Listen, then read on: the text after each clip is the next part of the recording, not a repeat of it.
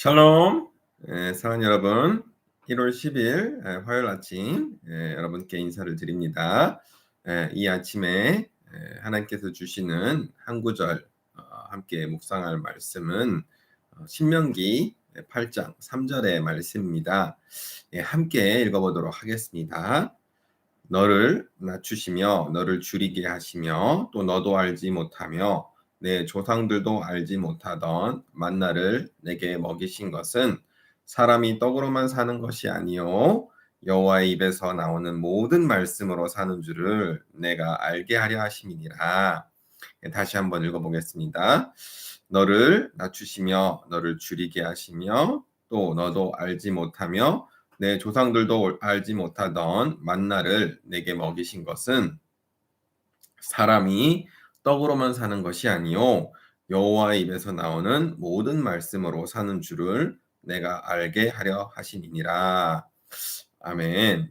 오늘은 이 말씀을 가지고 잠시 말씀으로 산다라는 주제로 함께 나누도록 하겠습니다.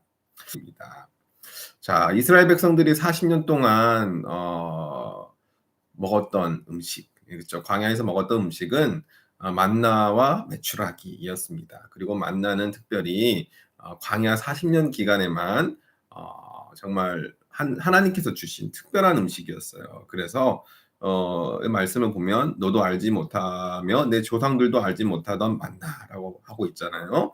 이집트에 살 때는 만나를 먹을 이유도 없었고 또 마찬가지로 가나안 땅에 들어간 이후에도 만나를 더 이상 먹지 않아도 되었습니다. 광야에서 사는 동안 하나님께서 이스라엘 백성들을 굶어 죽지 않게 하기 위해서 그 특별하게 먹이셨던 것이죠. 그래서 그 만나를 위해서 이스라엘 백성들이 특별히 뭐 수고를 할 이유도 없었고 뭐 땅을 일구고 밭을 갈고 물을 주고 씨를 심고 이런 노력, 가장 기본적인 노력조차 할 이유가 없었습니다. 그냥 하나님께서 굶주리고 있는 이스라엘 백성들, 그 수백만의 이 백성들을 먹이시기 위해서 하늘로부터 내려주신 양식이었던 것입니다.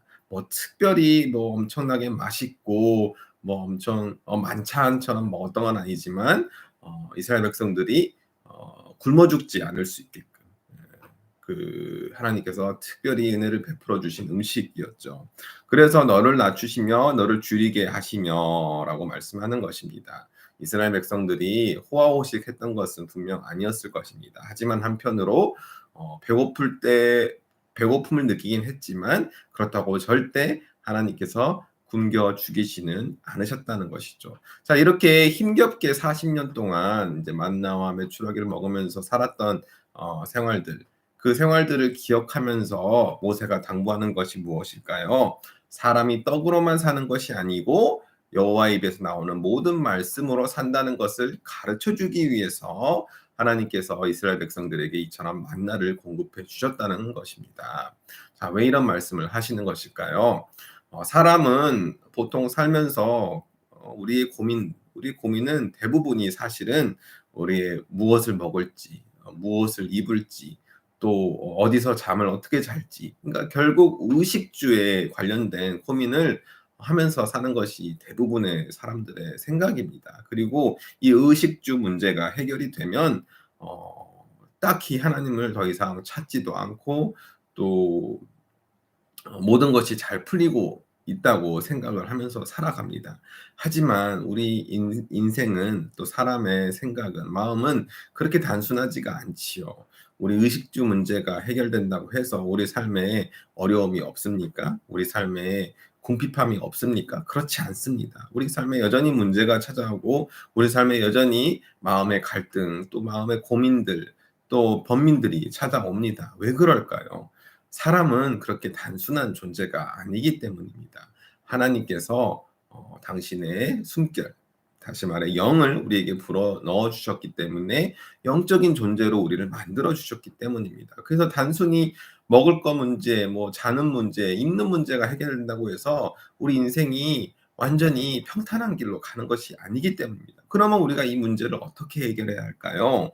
그 의식주 문제보다 더 중요한 본질적인 문제, 우리 영혼의 문제를 항상 생각하면서 의식하면서 살아야 하는 것입니다. 그리고 그 영혼의 우리 영혼을 돌봐줄 수 있는 것이 무엇이겠습니까? 우리에게 영을 주신 우리 그 영의 그 기원이 되시는 하나님, 영이신 하나님, 그 하나님과의 온전한 관계 안에 살아갈 때 비로소 우리가 이 땅 가운데서도 온전한 모습으로 살아갈 수 있게 되는 것입니다.